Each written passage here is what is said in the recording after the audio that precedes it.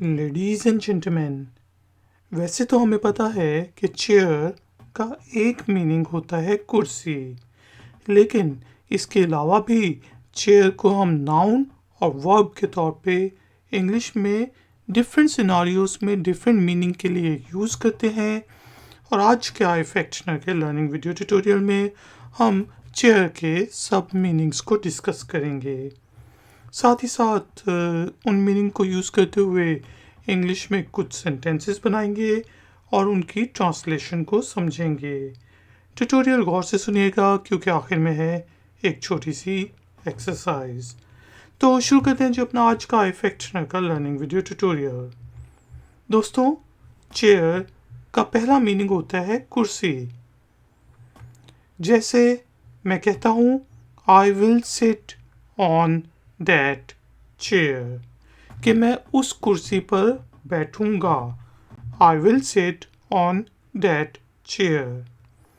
इसके अलावा आपने चेयरमैन या चेयरपर्सन का सुना होगा। कोई जो बड़ा होता है किसी इदारे का, ऑर्गेनाइजेशन का, तो उसे हम चेयरमैन या चेयरपर्सन कहते हैं।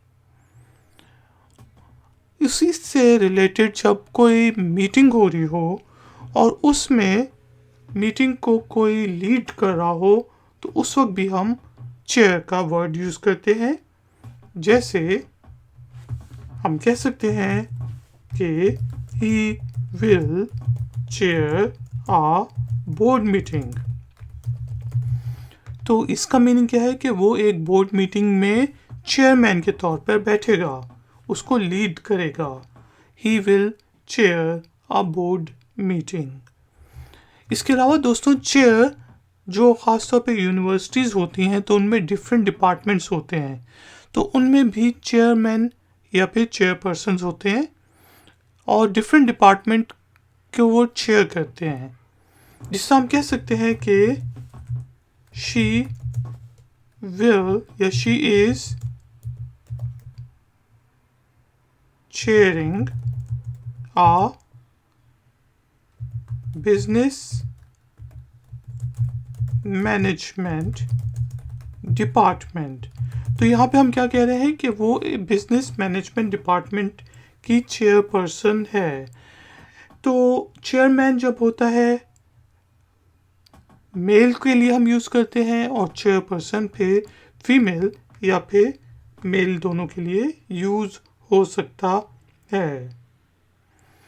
इसके अलावा दोस्तों, जो ऑर्केस्ट्रा होता है जिसमें बहुत ज़्यादा लोग मिलके म्यूज़िक बजा रहे होते हैं, तो उसमें भी बेसिकली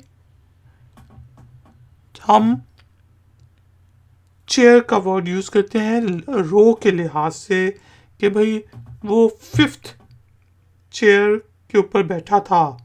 तो इसका मीनिंग ये होगा कि वो 5वीं रो में 5वें कॉलम में चेयर के ऊपर कोई साज बजाने बैठा था। तो उस ऑर्केस्ट्रा के लिए भी हम चेयर का वर्ड यूज़ करते हैं। दोस्तों, उम्मीद है कि आपको वर्ड चेयर के डिफरेंट मीनिंग समझ आ गए होंगे। टाइम हुआ है एक्सरसाइज का। तो एक्सरसाइज के तौर पे आपने इंग्लिश के वर्ड चेयर का कोई भी मीनिंग यूज़ करते हुए इंग्लिश में एक छोटा सा सेंटेंस बनाना है और उसे कमेंट्स बॉक्स में पोस्ट कर देना है। हम में से कोई पॉइंट आउट कर देगा अगर उस सेंटेंस में कोई गलती होगी। इस तरह दूसरों का भी फ़ायदा हो जाएगा कि उन्हें और भी एग्जाम्पल सेंटेंसेस मिल जाएंगे वर्ड चेयर को यूज़ करने के लिए। क्वेश्चंस और कमेंट्स के लिए आप कमेंट्स बॉक्स को यूज़ कर सकते हैं। Thank you very much for joining me. अगर वीडियो पसंद आई है तो लाइक का बटन ज़रूर प्रेस करें, हो सके तो वीडियो को शेयर करें, और अगर आप नए हैं तो चैनल की सपोर्ट के लिए और नई नई नोटिफिकेशंस के लिए चैनल को सब्सक्राइब करके बेल आइकॉन को प्रेस कर दें। मिलेंगे एक और नए वीडियो ट्यूटोरियल में। Until then, take care, keep learning, keep enjoying. Good day.